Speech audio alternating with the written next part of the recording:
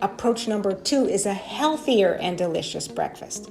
By incorporating more raw foods into your breakfast, you can create a great start to your day and get yourself going on the right foot. Here's some of my favorite raw breakfast ideas. One is a raw porridge. Of course, smoothies. We all know about smoothies. They too are a great vegan breakfast, raw breakfast, healthy breakfast. How about a smoothie bowl? You make a thicker smoothie and then put fruits and nuts and things on top of that. It's another delicious raw breakfast. There are recipes for making raw bacon out of eggplant and for making raw sausage with apples and nuts and mushrooms. And how about a parfait? I often eat that with fruit, and I'll put some coconut yogurt on top, and I might sprinkle some of my homemade sugar-free granola on top. Something else that I have almost every day is hot chocolate, a raw hot chocolate that's dairy-free. It's got sugar-free, it's delicious, has all healthy ingredients.